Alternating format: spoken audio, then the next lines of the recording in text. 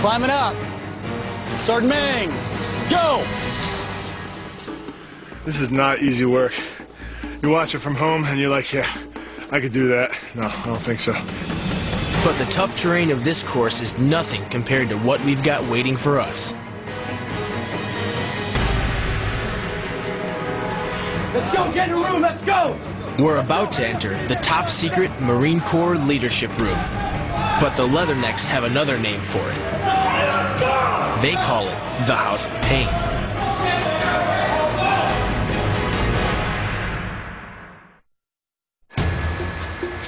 Marines have used unarmed combat techniques everywhere, from the jungles of the Philippines to the snow and ice of the Chosin Reservoir in Korea. And it was in these exotic locations that the Marines began assembling the pieces that would one day become the Marine Corps martial art program. In Japan, after World War II, many Marines were exposed to the diverse Japanese martial arts, including jiu-jitsu. We're about to get a crash course in one of the joint-breaking jiu-jitsu moves that has become a cornerstone of McMap. Once he ends up with that leg, he's going to finish this technique. This one looks familiar to me from my MMA training. How you guys doing? Good. Good. Looks like you guys are doing a rolling knee bar fight. We are doing a rolling knee bar, and basically we would use this combatively. We could either use it lethal or non-lethal. All right. What we're doing right now is like more non-lethal NATO operation, controlling our technique. If we were to do this combatively, we would actually break the leg. 50 years ago, every move a Marine learned was designed to kill. But on tours of duty today, a Marine might have to do anything from crowd control to keeping an enemy alive for questioning. So every McMap move must be adaptable to different environments and different needs. So the enemy comes up behind you and surprises you. So after the first initial surprise, your instinct is to do what? Strike to the face.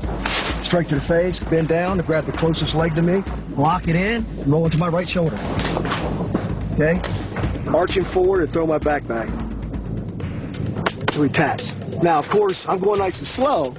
You know, like I said, we're going to grab this, I'm going to pull the leg off. I'm going to break the leg. Can that really snap a leg off? Yes, it can. Wow. Yes. So, just imagine, I got this, it's right, ooh, it's hurting right there. Just, boom, lock it off, come up, stomp, transition, you know, whatever you need to do, weapon system, finish your opponent. The rolling knee bar is used when an opponent attacks you from behind. First, the Marine delivers 2 elbow strikes to the opponent's head. These aren't designed to finish him off, just stun and disorient him. The Marine then drops his weight, breaking the enemy's balance. The soldier then rolls forward, grabs his enemy's knee, and from the ground, he forces it back, locking out the knee joint. Grab and roll. Okay, lock it in. Hips nice and low. Wait a minute, see this gap right here? Slide down. Lean back, arch your hips. Boom, that's it. That's it, good job. But the real damage from the knee bar doesn't come from gravity. It comes from leverage. Once the knee is locked, your hips act like a fulcrum, and his leg acts like a lever, multiplying any force you apply. So even though the ligaments and tendons around the knee can sustain 1,700 newtons of force, the knee bar can load a lot more than that, enough to completely destroy the joint. But in combat, you have to finish your opponent off as soon as possible. He may be injured, but Marines are taught to always assume an opponent is still armed. The rule is, once you start on him, you stay on him. Once you engage a suspect, he's yours. I have to deal with you until I kill you, or I cuff and stuff you and have you in the back for the trailers.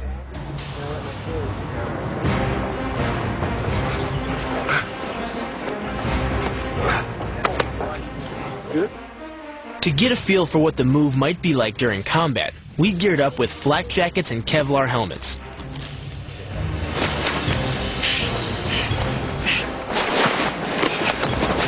Good. Good. Good job. A lot tighter. Better? Yep. A lot better. Tell you what, having this gear on not only makes it heavier and harder, but your balance is taking off kilter. The weight's bringing you forward, and you've got to look around different obstacles, and you have to be able to see it and go after it. That comes through repetition. Speaking of, let's do this one more time.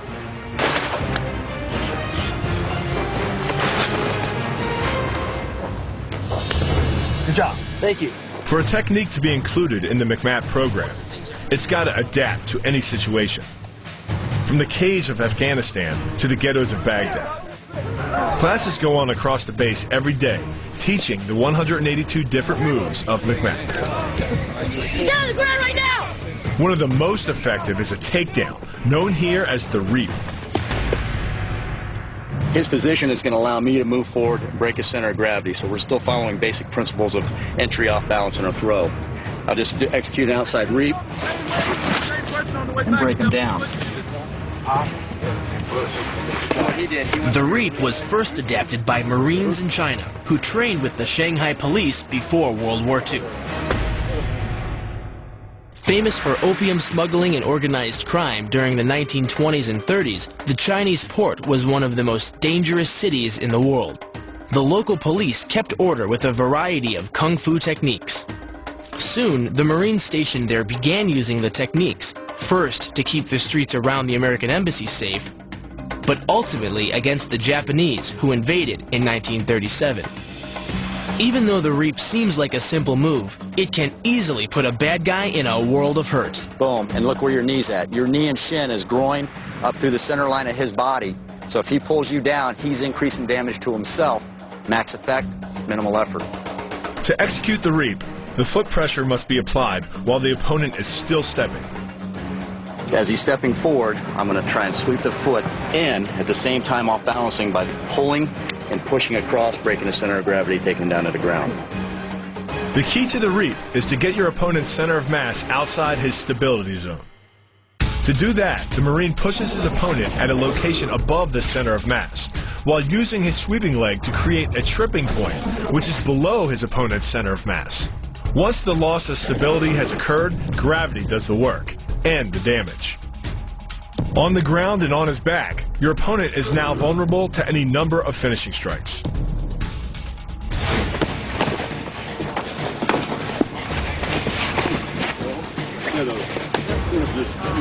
With so many McMAP moves borrowed from other disciplines, I wondered how a professional mixed martial artist would stand up against the Marines. You know, if we go into the ring with Randy Couture, good chance he's going to kick my butt. If he comes out to my world, there's an even better chance that I'll kill him. We were about to see just what he meant at a training facility so intense it has never been shown on television before. Ready? Let's go! Get in the room! Let's go! Officially, it's called the Leadership Room because it tests your fighting skills under incredible pressure. Unofficially, it's called the House of Pain, and it's designed for one thing: to prepare Marines for the physical and mental punishment of combat. Pick up the weights! Exercise! It's like circuit training on steroids. We're some of the first non-Marines ever to experience this training firsthand.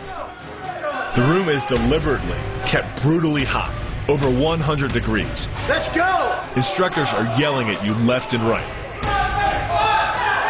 And you have to constantly be pumping weight, waiting for your turn to fight. Soon, it was my turn. Somebody get my left leg! Somebody get my left leg!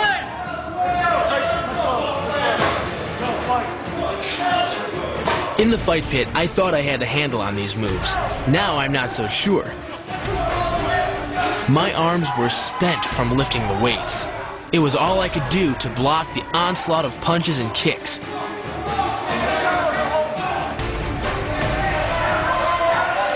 When the whistle blew, there was no rest. Back to pumping iron. That's exhausting! Then, it was my turn. I might have outweighed this Marine, but throughout Jason's fight, I'd been lifting dumbbells. Hands up! I didn't have the energy left to return the high-power kicks I was taking.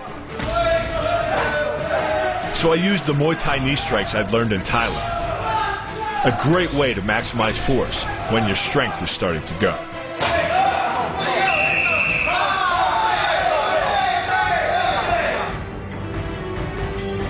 Mental conditioning comes into so much here because it's all those guys in there sweating. It's already a